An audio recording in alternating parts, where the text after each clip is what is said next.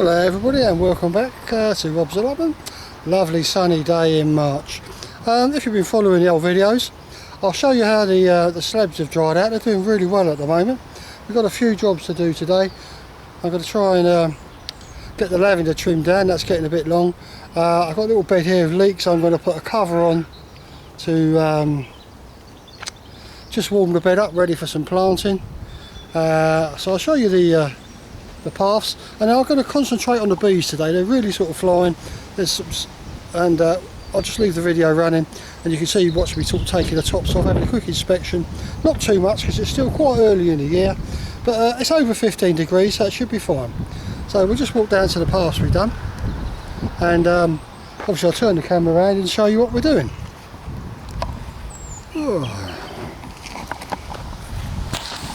Okay, you can see how that's really dried out there now. I mean, it might want a little bit of minor levelling up here and there, but that was self-levelling mud, remember that? Over here is dried out, which is pretty good. Alright. The old slabs, stamp on it, no movement this time. And that one there, as you can see, a bit dirty from the mud, but we haven't been back since, we just left it to it. Obviously down to there. That was the another one. As you can see, there's still mud between the sides. Once again, it's getting late in the day because the sun's casting long shadows. Let's have a look how the leeks are getting on. Okie dokie. Well, they're still there. I mean, that's pretty good. The cover's blown off again, but I'll sort something out with that. Okie dokie. I was going to try and get that bed there cleared. That's the old potato bed, that needs to be done. The new potato bed is obviously going to be over that side,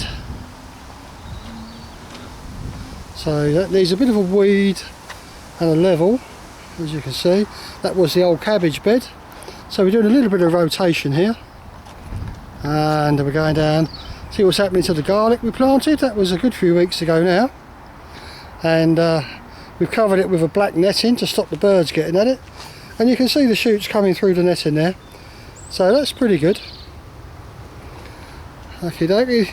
And that was our lovely marrow we had. Look at it. It looked lovely on the outside, but inside it was rotten, so we've just left that for the birds to pick over. And now we're going to go down and look at the bees. I brought some sugar candy with me today, and see the sun's giving a little bit of a glare. I've got my stuff, you know, I've got my smoker, another smoker there, I've got my gloves, I've got my suit. You know, this is sort of one of the essential things you need for beekeeping. Okay, and while we're getting dressed, I can show you me getting dressed, I suppose, and then we'll go and have a look at the bees. So I'll just get the camera set up. Might be a bit cronky. Okie dokie, how about that?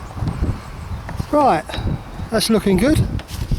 So what we're after doing really, I mean, this suit isn't bee sting proof. All it does, it keeps the bee sting, which is only a few mil long, away from your skin, so it's nice and floppy. So if they do sting the suit, it doesn't actually penetrate you most times. Sometimes it does. And so this is a smoker. We use this to control the bees. We fill it with I've got some hay there, and it just has a gentle smoke, and you puff the bellows and it forces the smoke out. You'll see that later. And today I'm going to feed them. This is like a sugar candy. You buy it ready made. You could make it. It's just like ordinary white syrup. You heat it up, dissolve the sugar, and then it goes into this like what they call fondant. So if they're any low on food, I'll give them some of this just as a little boost. So leave that there. So we'll get our suit on.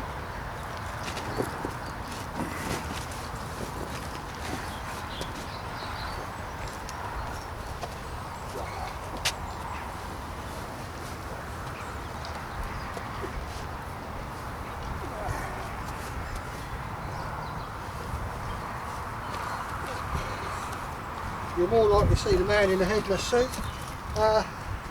Wellingtons are advisable or something like that, because bees tend to travel upwards, and if they're on the floor and they're travelling up, they get under your suit and sting your leg. Whereas if you pair of wellies, because it's outside the suit,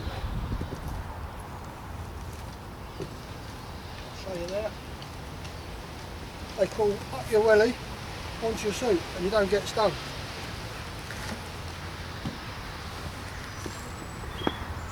I think there must be a bit of mud in that one. Oh, that's my glasses.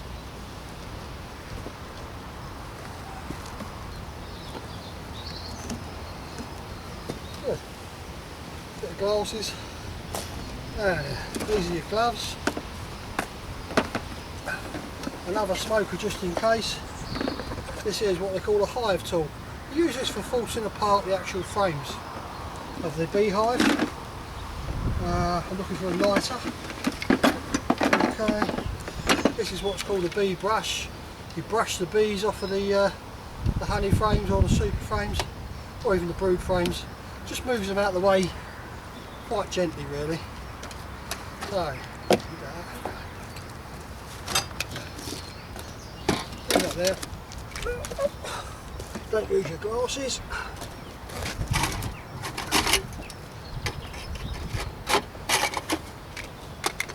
Right, let's get a bit of smoke off you all.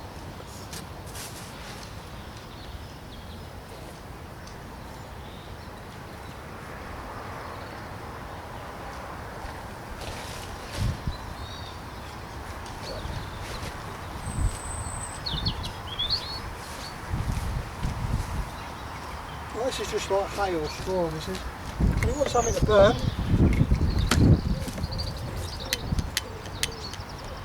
this is just an old tissue. You can use a bit of paper or something like that.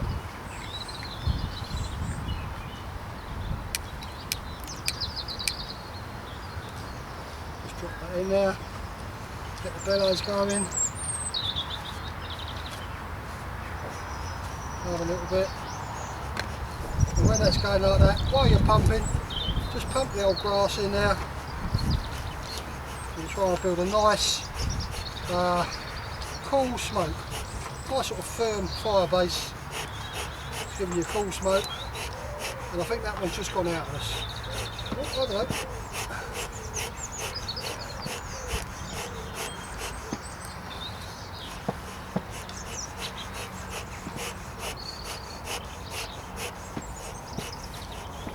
Just going to get a little bit more fuel.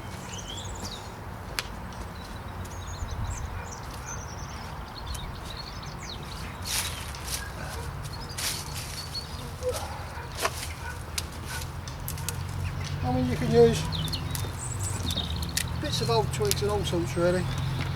There you go.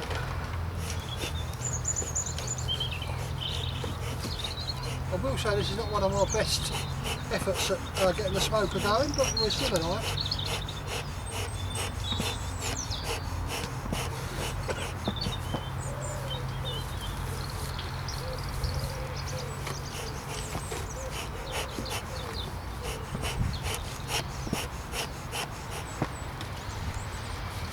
You just pack that down there. You don't need great masses and masses of smoke, it's just to disorientate the bees, really. You know, they feel smoke's there, fire on the way, gorge all the stores they've got, and that makes them a little bit calmer. Less likely to sting because they can't sting their body because it's full up with honey. There we go, that's not too bad, is it? The best thing to do if you're going to light that is with your veil off, because you do get flames coming out of this sometime, and the veil is quite a flimsy effort. Right, I'll just show you how it works. Do that up. Okay, so we do that up. And that. And that, okay. Make sure they're joined together. A little flap there to do. Keep pumping the bellows. Right, put your gloves on.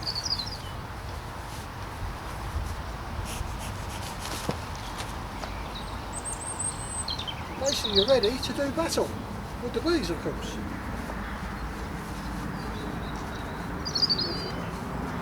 These are long gauntlets, they protect your arms. Give a bit of ventilation. Right, so we need a high top to start with. Okay. I'll take you in to see the beast.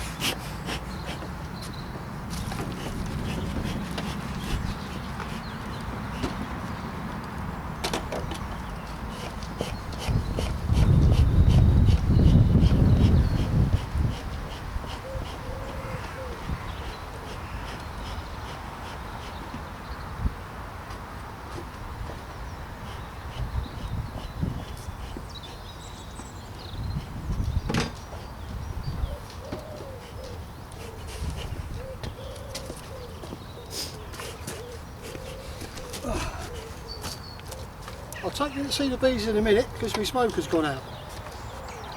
So we do like a take two on it.